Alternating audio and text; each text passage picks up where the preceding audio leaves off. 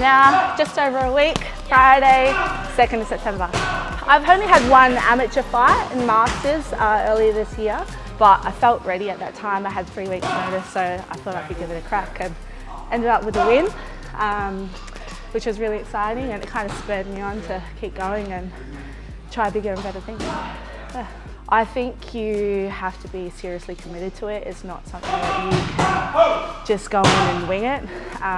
It's taken a lot of sacrifice to get to this point. If you're motivated enough and you're dedicated to the cause, just really step up to the plate. It's been months of hard work, and it really comes down to seconds in the ring. So, yeah, I just really want to put on a really good performance, and I know I can do it. Yeah, I really want to knock her out. At the end of the day, I think it's really important to do something for yourself. It keeps you motivated to set a high standard for yourself, not only in this sport, but in everything else as well. You've got to keep a really good balance and check on your life. You go through a lot of highs and lows emotionally, because it is quite exhausting, and when you don't have that social element or that balance quite right, you can get really upset. So I think it's important to have those people around you to make sure that you can stay accountable to your goals. More than anything, just to realise that you need to have fun while you're doing it, and if you don't enjoy the process, you can really jeopardise your fight camp. So I'm very, very fortunate that I've got people like Alex in my corner. Always keeps me in check, keeps my mind in check, keeps my health and well-being in check. Make sure that it's fun, make sure that I enjoy it, because the moment I start to feel down or doubt myself, kudos to Alex, he always keeps me in check, and he's very, very quick to realise when my happiness is a little bit down, so he's always there to lift me up. You're the only one that has the control to be able to perform inside the ring, but the whole lead up, the whole process, it goes beyond that for 3 or 2 minute rounds in the ring. And you really do need to rely on those people in your corner, the people in your crowd, the people supporting you outside the ring, to be able to add to your performance. It's certainly not an individual sport. Yes, it comes down to you in the moment, but also about the lead up to the fight too. I certainly wouldn't be able to do it if I didn't have those people in my corner. I certainly have a team. She's a little bit of an unknown like me, a lot younger than me. But everybody says I got the experience, so with age comes wisdom. Not much known about her actually. My team has kind of prepped me for different styles. There's not much footage on her either. So we just got to be adaptive on the day. And yeah, I think she's a bit tall like me, same build. I certainly know she's fit. I think she's a PT. For me, it's just about recognising early what her style is like, adapting to it, and lots of cardio so I can back out.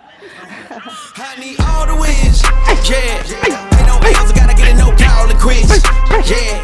Gotta keep on moving no matter how hard it gets, yeah. Better move out the way, cause I'm coming with harder hits. My head is as hard as a brick, but I'm harder than all of this. You better move, you might get knocked out. So I used to play netball, and quite competitively when I was a young kid.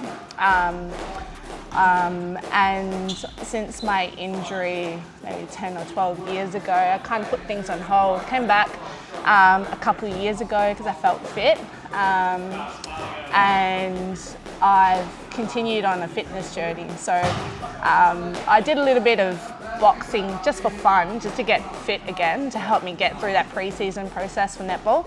And I kind of fell in love with it a little bit more.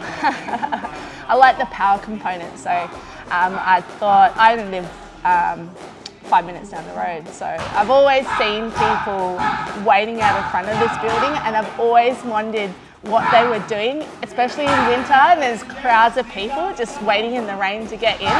And then I did a little bit of research and all the boxing gyms, so that was quite fortunate for me. I actually had a friend that joined up first, tried to push her into Muay Thai, and she raved on about it and loved it, and mentioned that they were doing boxing classes as well. So that kind of got me into the gym, and just the community alone was enough to stick in it. And yeah, just started off with a bit more fitness and eventually just graduated into a bit more of a competitive scene. So I'm quite competitive in nature and it suited me just fine. But yeah, outside of the whole fitness journey, I also operate breweries around Perth. So one at Whitford's, one in Northbridge. Used to work for Feral Brewing Company as well. And a few friends and myself, 4 of us, have decided to open up our own brewery in East Perth in a couple of years. So lots on the plate, but it's all worthwhile. I feel that I live in 2 extremes. I'm either doing nothing or I'm doing everything all at once. And I prefer to be doing everything all at once. I love being challenged. I love having pressure. I think that's where I perform my best. In order to put that much energy into multiple things all at once, I definitely need some kind of outlet. And for my own mental health, it's always been fitness, because that's always been my fallback. Ever since I was a little kid, I've always been in high performance sports. That's my me time. So I know that if I dedicate a good portion of my day to exerting energy, fitness, power, sports, then I know that I've got mental clarity to apply myself to everything else. I like to train in the morning more than the nights, only because it gets my blood pumping, gets oxygen into my brain. I'm prepared for the day. I know if I can execute something really difficult at the start of the day, everything else is easy in comparison. So I don't get to see them enough. And they know that, and I feel like their support is allowing me to take the time to do all of these extra things. So even though that I don't really get to see them enough, they know that I'm always training. I don't get to go out to dinner too often. I don't get to catch up with the family.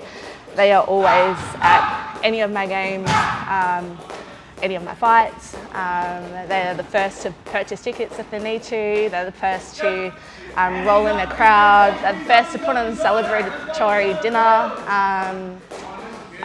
It's knowing that you've got that support base, that foundation, and just knowing that like you've grown up with good values and good morals and they're always there. It's more than just motivation to perform for them.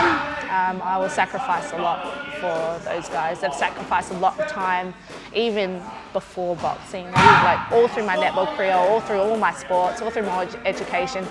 They've been there from day dot. And in our culture, you know, we're more than just siblings. We are so tight as a family. We're best friends, essentially, that we always go together. So yeah, they've always been there for me. I'm all about building communities, building cultures, building families. I think the gym is essentially my extended family as well. So yeah, always building families. I always thought I was probably too old to get started. Now watching a lot of professional females rise up in the ranks, they're starting off their career at my age. It would be nice to get a state title or a national title or give it a good hard crack. Yeah, why not? Yeah, fuck it, I'll do it. It's so addictive. Once you get into the ring, it's just a sense of calm. You get all this anxiety and nerves and excited nerves all through your fight camp period before you get into the ring. But once you step into that ring, it's just like a sense of calm and you're like, this is my happy place. I could be here forever. I say that now. I've got a lot of doubt. I think the hardest thing in this fight camp particularly, or just preparing for any kind of performance, is self-doubt, and that's something that I am acutely aware of, because that voice in my head is extremely loud, and sometimes I can tell it to shut up, and most times I will give it a microphone. That's why it isn't so important that you have a good solid team around you to make sure that, you know, you can tell that person to shut up and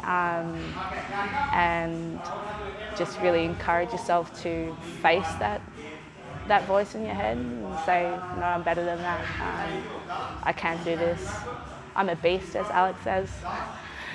Just say you're a beast. I'm a beast. I'm a beast. I can do this. Of course I can do this. Yeah, there's no reason why you can't. No, it's just self-belief. Who knew I would make it this far? They hated, they never believed me. Yeah, I would never drop the ball. I know I make it look easy. Yeah, Mayweather with the defense. I don't care what a critic got to say. I got them picking up the pieces. That to me, you really playing with your life. I'm about to come and run it all back. I'm the new era, about to snap back. It's been interesting. First, it's a first for me for sure. She's definitely worked hard. I knew she was going to be a hard worker. She worked hard for her first amateur fight, so it was always going to be a hard worker for this. The fact that there's smaller gloves now, no head guards, going to try and build up her defense. In all honesty, it was Whitney being Whitney and decided she'd come and ask me if Nat should do a pro fight, and I went, she definitely could do it. And she said, well, let's get her to do it. I went, all right. And I told Nat that it's going to be hard work and she's going to have to commit to more training. And then she said, yeah, I'm keen to do it. She also had like a little bit of a moment before, in between her amateur fight and this training for this one. A little bit of a moment where she wasn't really too happy with her training. I guess this just got her refocused and gave her something new to train for. And I think she's quite a goal-orientated person, so it's really helped her get back on track. Seeing potential in her being able to stay dedicated, even when the motivation runs out. I see a little bit of me in her as well, just like the drive to stay dedicated. When the going gets tough, she'll actually listen to me and trust in what I say. Also trust in what my coach says, Rick, who will help us. Well, she's ridiculously strong. She's got those Islander or Polynesian genes. She's a super strong hitter. I've had a couple of black eyes from her in sparring, so she hits hard. Nat's got all the tools she needs, so just trying to keep it basic, not overcomplicate boxing, because if you watch the best boxers in the world, they just keep it simple and get the simple stuff right, and just drill the same stuff and it works for them. So just trying to keep it simple, keep it long, and do it best. Really honing in on defense is a hard thing. If you watch the best in the world, they work on it so much because it's such an important part of the boxing. It's always a struggle, but she's definitely improved a lot in this camp. So I'm keen to see her jump in and show off. I'm Alex Pettyfather. I'm the coach of Natalie and Moeahu-Pehi, who's fighting on Thunderdome 39 on September 2nd. Hopefully see you all there. Good luck in there, Nat. I feel like you know what you're made of.